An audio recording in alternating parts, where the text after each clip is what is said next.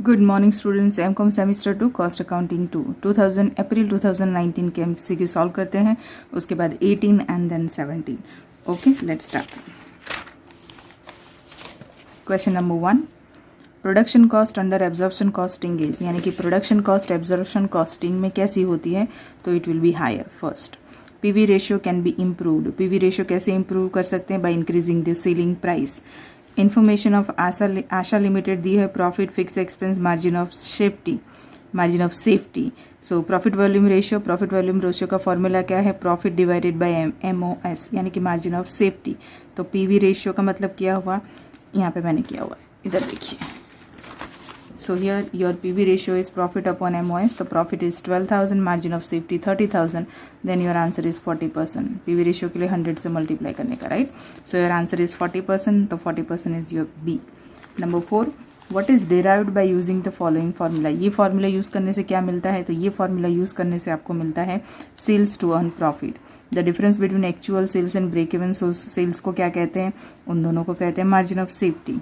आपके पास ये इन्फॉर्मेशन है. क्या information? Normal production cost 10,000 units as per marginal costing 3 lakh and as per absorption costing 3,60,000. तो दोनों का डिफरेंस क्या होता है? Fix cost. 3 और 360 का डिफरेंस क्या होता है? 60,000. फिक्स कॉस्ट, फैक्ट्री कॉस्ट हमें पर यूनिट ढूंढना है, तो 60,000 divided by 10,000. So your answer is C, 6. Calculation देखना है, ये रहा. 3,60,000 minus 3 lakh, answer is 60,000. 60,000 divided by 10,000, 6 rupees per unit is your factory. क्योंकि हमारे मार्जिनल और एब्जॉर्प्शन कॉस्टिंग का डिफरेंस क्या है कि उसमें हम फिक्स्ड इंक्लूड नहीं करते हैं. चलिए, क्वेश्चन नंबर 2 में कोई MCQ नहीं है, शॉर्ट क्वेश्चन है. क्वेश्चन नंबर 3 में भी MCQ नहीं है. इस तरह से कॉस्ट है जिसका मैंने थियोरिकल वीडियो बनाया हुआ है आपके लिए. So question number 4, number 1, JIT focuses on elimination of. JIT किसकी एलिमिनेशन को फोकस करता है? तो वो सबकी, wastage of time, assets, material. तो D. Target costing is linking factor like, इसमें भी सभी आएगा. Value analysis, market survey and profit planning. MRP2 is, मतलब MRP2 किसे क्या होता है? तो it's an inter departmental approach. बहुत बार पूछा हुआ है. Each product has two phase stage of product life cycle. मतलब हर एक प्रोडक्ट को उसका प्रोडक्ट लाइफ साइकिल का स्टेज फेस करना है. This is a correct statement. The idea about target costing originated in Japan. ये भी बहुत बार पूछा हुआ है. Okay, so this is 2019 MCQ. अब हम करते हैं 2018 एंड देन 17, पर उससे पहले एक बार गुजराती. સમાવેશી પડતર પદ્ધતિમાં ઉત્પાદનની પડતર કેવી હોય છે? તો ઉત્પાદનની પડતર સીમાંત પડતર પદ્ધતિ કરતાં વધુ.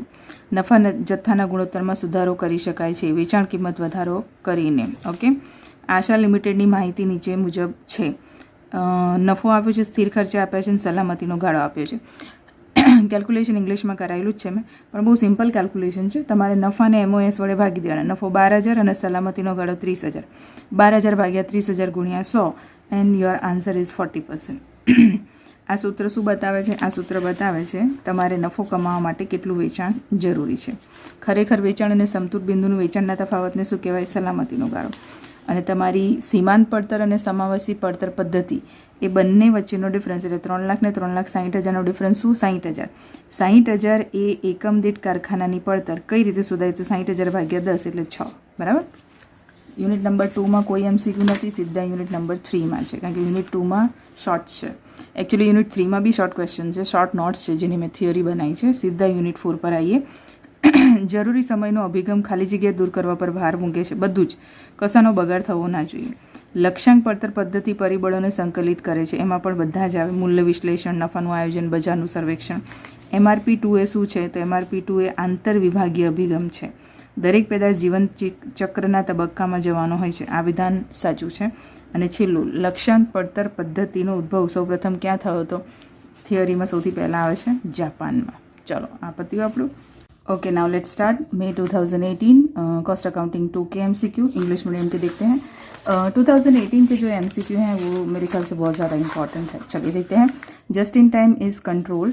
तो जस्ट इन टाइम का कंट्रोल किस चीज़ पे होता है? तो सारी चीज़ पे होता है. Waste of over production, waste of waiting, waste of inventory. So answer is all of this, यानी कि D. Manufacturing resources planning 1, MRP1 deals with all this things, वो master production schedule, present level inventory, parts का requirement, सब चीज़ों के लिए होता है। Number 3, target costing is based on market price, यहाँ पर मार्केट प्राइस है नहीं इसलिए none of this. D again, linear programming deals for everything, maximisation, minimisation, optimal decision making. Number 5 is our closing stock, यहाँ पर देखिए 6000 यूनिट है आपके प्रोडक्शन, 5000 यूनिट आपके एक्चुअल सेल्स है, यानी 6000 minus 5000 is equal to 1000। Here you can see that, मैंने यहाँ पे वर्किंग नोट करके रखा है।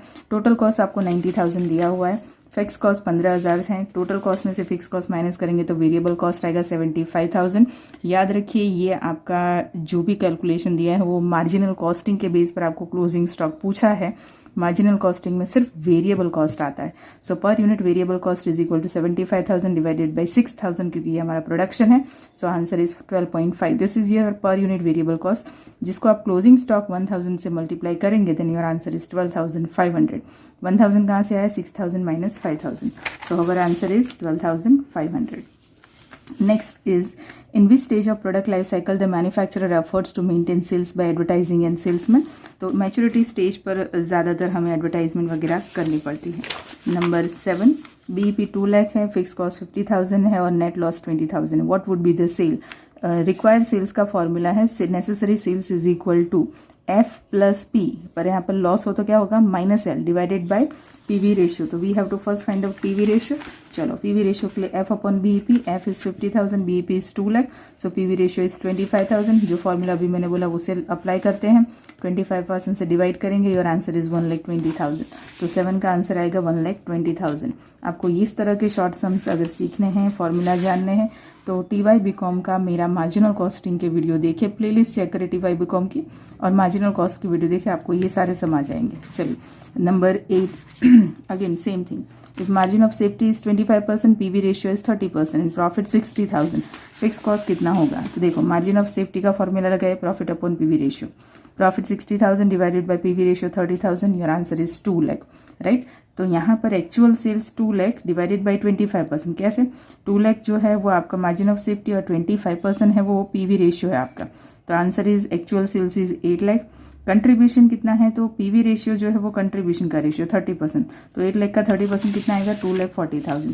तो here it is contribution 2,40,000। Fix is equal to C minus P, contribution is 2,40,000, profit is 60,000 which is given, so 1,80,000 is our fix cost. Okay, so हमारा जो answer है वो आएगा 1,80,000 C। Number 9, if present PV ratio is 25%, total fixed cost is 32,500 and variable cost is decreased by 10%, what would be the break even point? तो यहाँ पर भी calculation देख लीजिए, PV रेशियो 25% है, फिक्स कॉस्ट 32,500 है और वेरिएबल कॉस्ट डिक्रीज्ड बाय 10% है। तो हियर हम एज्यूम करेंगे कैसे? PV रेशियो 25 मतलब कंट्रीब्यूशन 25 हुआ, सेल्स 100 है, 25 तो डिफरेंस वेरिएबल कॉस्ट कितना? 75। वेरिएबल कॉस्ट को 10% कम करो, 75 में 10% कम करोगे 7.5 यानी 67.5। अब नया PV रेशियो ढूंढते हैं क्योंकि नई वेरिएबल आई ना, C अपॉन S 32.5, 32.5 कहाँ से आया? S is 100 as it is, नया वेरिएबल 67.5 यानी 32.5 is your contribution divided by 100 into 100 यानी नया PV रेशियो 32.5%। अब हम ढूंढ लेंगे, हमें जो कहा है, हमें क्या कहा है ढूंढना? Break even point. So break even point is equal to F upon PV ratio, F is 32,500, 32.5% PV ratio यानी 1 लाख आपका break even point. So answer is 1 lakh. Number 10, ये बहुत बार आता है, आई थिंक हर एक साल ये पूछा हुआ है। Manufacturing product X and Y, X is 5 and Y is 7। आपका जो मैक्सिमम मटेरियल अवेलेबल है वो 12,000 kg है, तो आपको एक ही चीज़ याद रखनी है, 5x प्लस 7 5, अवेलेबिलिटी सिर्फ 12,000 की है यानी कि B। समझ में आया? चलिए, what is important factor in linear programming? Linear variables. B, differential cost deals with, differential cost किस चीज़ से डील करता है? It will deals with relevant cost.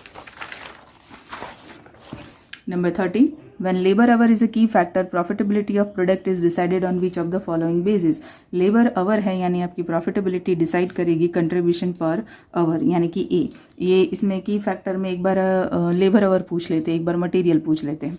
Which of the following characteristic is not for sunk cost, it is a relevant cost. Okay, तो 2018 के MCQs में calculation भी है और थ्योरी वाला भी अच्छा खासे MCQ है, तो इसे खास करके आप करके जाइए. चलिए गुजराती में हम फटाफट देखते हैं. गुजराती में मैं कैलकुलेशन नहीं बताऊंगी, वो आप इंग्लिश में से देख लीजिए. જરૂરી સમયે જ જીટ અંકુશિત કરે છે. જીટ શું અંકુશિત કરે છે? બધું જ, આ બધા માટે ઉપયોગી છે. ઉત્પાદનના સાધનોનું આયોજન વન શાની સાથે સંબંધ ધરાવે છે? એ બી આ બધા સાથે સંબંધ ધરાવે છે, બરાબર. લક્ષ્યાંકિત પડતર શેના આધારિત છે? તો એકચ્યુઅલી બજાર આધારિત છે, પણ અહીંયા બજાર રિલેટેડ કશું આપ્યું નથી, એટલે આમાંથી એક પણ નહીં. સુરેખ આયોજન શેના માટે છે? એ બી આ બધા માટે છે. મહત્તમીકરણ એટલે કે નફાનું મહત્તમીકરણ, ખર્ચાનું ન્યૂનતમીકરણ, રાઈટ. નંબર 5 કેલ્ક્યુલેશન હમણાં જ મેં નંબર 5નું સમજાવ્યું છે ઇંગ્લિશમાં. તમને ઉપરથી સમજાવી દઉં કે 6000 તમારા ઉત્પાદનના એકમો છે, 5000 વેચાણ છે, એટલે 1000 એકમો ક્લોઝિંગ સ્ટોકના એટલે કે આખર સ્ટોકના આવે. આખર સ્ટોકની રકમ શોધવાની છે. સીમાંત પડતર હોય એટલે હંમેશા ચલિત ખર્ચા જ આવે. અહીં તમારી પાસે સ્થિર ખર્ચા 15000 છે અને પડતર છે, 90માંથી 15 બાદ કરો એટલે તમને શું મળે? તમને મળે ચલિત ખર્ચા 75000. 75000ને એકમ દીઠ શોધવા માટે તમારે 6000 વડે ભાગવા પડે એટલે 12.5 આવે. 1000 આખર સ્ટોકને 12.5 વડે ગુણો એટલે 12500 જવાબ આવે. પેદાશ જીવનચક્રના કયા તબક્કામાં ઉત્પાદક જાહેરાત અને સેલ્સમેન દ્વારા વેચાણ ટકાવી રાખવા પ્રયત્ન કરે છે? પરિપક્વતાના. પરિપક્વતામાં શું? વેચાણ ઓછું થતું જાય, એટલે લોકો શું કરે કે નવા એડવર્ટાઇઝમેન્ટ ને કરીને વેચાણ વધારે. જો સમતુટ બિંદુ 2 લાખ, સ્થિર ખર્ચ 50000 અને ચોખ્ખી ખોટ 20000 હોય તો વેચાણ કેટલું હશે? આનું કેલ્ક્યુલેશન બી ફોર્મ્યુલા છે વેચાણ, જરૂરી વેચાણ ઇઝ ઇક્વલ ટુ સ્થિર ખર્ચ માઇનસ ખોટ ભાગ્યા PV ગુણોત્તર, બરાબર. એટલે વેચાણ જથ્થા ગુણોત્તર, એટલે એ બધું શોધી તમે રકમ મૂકશો એટલે તમારો જવાબ આવશે 1,20,000. 8મું, જો સલામતીનો ગાળો 25%, PV ગુણોત્તર 30% અને નફો 60,000 હોય તો સ્થિર ખર્ચ કેટલો થશે? તમારે સલામતીના ગાળાનું સૂત્ર મૂકવાનું. સલામતીનો ગાળો ઇઝ ઇક્વલ ટુ નફો ભાગ્યા PV ગુણોત્તર, અને પછી ધીરે ધીરે એક એક કરીને રકમ શોધતા જજો. ઇંગ્લિશ મીડિયમમાં મેં કેલ્ક્યુલેશન બતાવી છે, જોઈ લેજો. તમારો જવાબ આવે 1,80,000. જો હાલમાં PV ગુણોત્તર 25%, સ્થિર ખર્ચ 32,500, ચલિત ખર્ચમાં 10% ઘટાડો થાય તો સમતુટ બિંદુ કેટલું થશે? ફરીવાર કહું છું, આ પ્રકારના દાખલા શીખવા હોય તો TY BComની મેં પ્લેલિસ્ટ ચેક કરજો. એમાં સીમાંત પડતરના ગુજરાતીના વિડીયો બી છે, જેની અંદર માત્ર ગુજરાતીમાં છે, એવું નહીં કે ઇંગ્લિશ ગુજરાતી ભેગું છે. એમાં તમને આ શોર્ટ સમ્સ આવડી જશે. ચલો, નંબર 9 છે, એનો જવાબ આવે 1 લાખ, એટલે કે કઈ રીતે આવે? તો તમારે 100 રૂપિયા ધારવાના વેચાણ, એમાં તમારો PV ગુણોત્તર 25% આવે એટલે 25 તમારો આવે ફાળો, એટલે તમારા ચલિત ખર્ચ આવે 75 રૂપિયા, અને એને એકમ દીઠ ઘટાડો 10% છે, એટલે 75માં ઘટાડો કરો 7.5 લેખે એટલે 67.5 નવી ચલિત ખર્ચા આવે. એટલે તમારે નવો PV ગુણોત્તર શોધવાનો, પછી ફરીથી તમારે સમતુટ બિંદુ શોધવાનું. X અને Y બે વસ્તુ બનાવવા માટે Xમાં 5, Yમાં 7, અને તમારી પાસે 12,000 કિલોનો જ કાચો માલ ઉપલબ્ધ છે, એટલે 5X + 7Y અને લેસ ધેન ઇક્વલ ટુ 12,000. સુરેખ આયોજનમાં કયું મહત્વનું પરિબળ છે? રૈખિક ચલો. તફાવત પડતર સંબંધ ધરાવે છે. તફાવત પડતર કોની સાથે સંબંધ ધરાવે છે? તો એ ધરાવે છે તમારું સંબંધિત પડતર સાથે. જ્યારે મજૂર કલાકો ચાવીરૂપ પરિબળ હોય ત્યારે શું હોય? ત્યારે તમારો જવાબ આવે કલાક દીઠ ફાળો. ઘણીવાર મજૂર કલાકો આપી દે ને ઘણીવાર માલ સામાન આપી દે. નીચેમાં તો કયું લક્ષણ ડૂબેલી પડતરનું નથી? તે સંબંધિત પડતર છે, એ આનું લક્ષણ નથી. ઓકે, કોસ્ટિંગ 2નું MCom Sem 2 કોસ્ટિંગ 2 2017. चलो, the last time question number 5 का ही MCQ होते हैं. Budgeted output minus break even output gives us the answer is D, margin of safety. In break even analysis we assume linear relationship, again D. What can we derive by using the following formula? Total fixed cost upon contribution per unit. Answer is break even point, D again.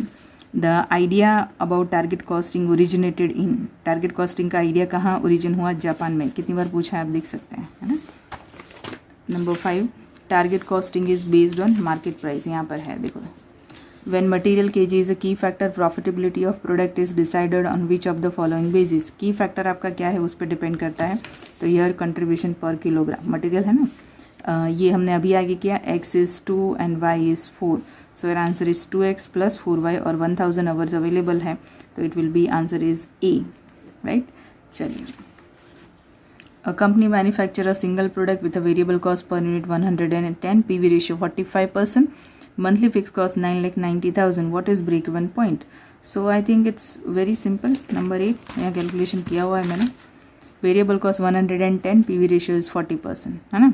तो selling price नहीं है, variable cost और contribution. हमें ये कहा है कि हमारा पीवी रेशियो 45 ये है 45%। इसका मतलब हमारा जो वेरिएबल कॉस्ट का रेशियो है वो कितना होगा 55% होगा, तो ही दोनों को मिला के 100% होगा नहीं है। तो 55% पे 110, 45% पे कितना 90, यानी कंट्रीब्यूशन 90 आया, दोनों का प्लस करके यहाँ लिखेंगे। So here our selling price is 200। चलो मैं लिख देती हूँ। ओके, अब ढूंढते हैं BEP is equal to F upon C. 9,90,000 F दिया हुआ है, सी हमने ढूंढ लिया 90, आंसर इज 11,000। चलो हो गया 11,000 बी। Again calculation, what sales revenue is required to achieve profit of 12,000। 12,000 का प्रॉफिट कमाने के कितना सेल्स करना पड़ेगा। Required sales profit plus fix cost divided by PV ratio. PV ratio ढूंढते हैं, this is C S V, मतलब सी आ गया और नीचे है एस, तो 54% आएगा। PV ratio 54%, profit 39,975 plus fix cost 12,000, answer is 96,250 बी। Okay, again a firm makes a single product, the budget have been prepared, year ahead, include production and sales is 60,000 units and your break-even point is 45,000 units. 60,000 minus 45,000, 15,000 divided by 60,000 into 100. Simple formula है, BEP actual sales minus BEP sales divided by actual sales into 100. Actual sales BEP actual sales into 100, 60 minus 40, 15,000 divided by 60, 25%, 10 का answer है 25%. Budget sales of a company single product period at 20,000 units producing a total contribution of 1,80,000 at a selling price of 24 unit. हमको ढूंढना है sales quantity. ये रहा sales, जो दिया है वो पहले लिख दो। सेलिंग प्राइस 24 दिया है, आपके पास सेलिंग यूनिट्स है 20,000, आपके पास फिक्स कॉस्ट है 6, ओके।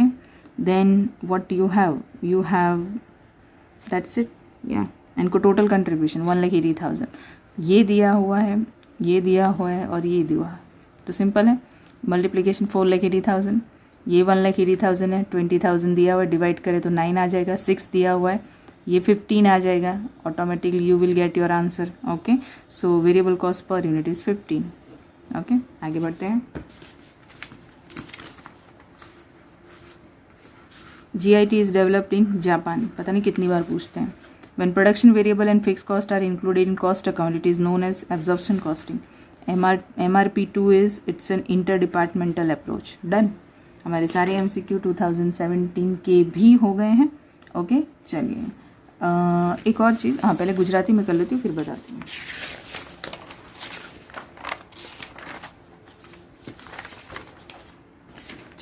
कैलकुलेशन आप आगे से देख લેના। ઓકે, બજેટ ઉત્પાદન બાદ સમતૂર ઉત્પાદન દ્વારા નીચેની વિગતો મેળવી શકાય છે। તો માર્જિન ઓફ સેફ્ટી સલામતી ગાળો, સમતોલ વિશ્લેષણમાં આપણે ધારણા કરીએ છીએ આન્સર ઇઝ સુરેખ સંબંધ। નીચેના સૂત્રના ઉપયોગથી શું મળે છે, આપણને મળે છે સમતૂર ઉત્પાદન, ડી આવે। લક્ષ્યાંક પડતર પદ્ધતિનો ઉપયોગ સૌપ્રથમ ક્યાં થયો હતો, જાપાનમાં। લક્ષ્યાંક પડતર પદ્ધતિ એ શું છે, બજાર કિંમત। જ્યારે માલ સામાન મર્યાદિત હોય ત્યારે શેમાં આપણે શોધીએ, તો સીધી વસ્તુ છે કે માલ સામાન મર્યાદિત હોય એટલે આપણે કિલો દીઠ ફાળો શોધીએ। આ મેં તમને આગળ પણ શીખવાડી દીધું, X2 Y4 2X + 4Y 1000 રૂપિયા અવેલેબલ, સોરી 1000 યંત્ર કલાકો અવેલેબલ છે એટલે લેસ દેન ઇક્વલ ટુ તમારું આ કેલ્ક્યુલેશન મેં તમને ઇંગ્લિશમાં હમણાં કરાવ્યું, આન્સર આવે બી 11,000। આનું પણ કેલ્ક્યુલેશન કરાયું અને આનો આન્સર આવે બી 96,250। આ પણ કેલ્ક્યુલેશન કરાયું છે અને બહુ સહેલા કેલ્ક્યુલેશન છે, એવું બી નથી કે અઘરા 25%। અહીંયા પણ કેલ્ક્યુલેશન છે, વેચાણ છે, ફાળો છે, વેચાણ કિંમત છે, ખર્ચા છે, એ તમારી બજાર કિંમત કેટલી હોય 15। જીટ અભિગમનો ઉદ્ભવ ક્યાં થયો છે, તો જીટ અભિગમનો ઉદ્ભવ પણ જાપાનમાં થયો છે। સી, જ્યારે ચલિત પડતર અને સ્થિર પડતર બંને સમાવાય તો એને શું કહેવાય છે, તો એને કહેવાય છે સમાવેશી પડતર। ઉત્પાદન સાધનોનું આયોજન MRP2 એ શું છે, એ આંતર વિભાગીય અભિગમ છે, બી। ઘણા બધા MCQ રિપીટેડ છે, ગુજરાતીમાં પણ થઈ ગયા। 3 વર્ષના MCQ કરીને જશો તો તમને કોઈ તકલીફ પડશે નહીં। ઓકે, અને MCQમાં શોર્ટ सम्स ખાસ કરીને CVPના ओके તમારે सीवीपी सम सीखवा हो, आप लोगों को अगर सीवीपी के सम सीखने हैं तो थर्ड ईयर बीकॉम के मेरे मार्जिनल कॉस्टिंग के वीडियोस देखिए, इंग्लिश गुजराती दोनों में है, आपके प्रॉब्लम सॉल्व हो जाएंगे। ओके स्टूडेंट्स, थोड़ा सा डिस्टर्बेंस हुआ होगा आज पूरे वीडियो में क्योंकि बाहर बारिश है। मिलते हैं नेक्स्ट लेक्चर में। Bye students.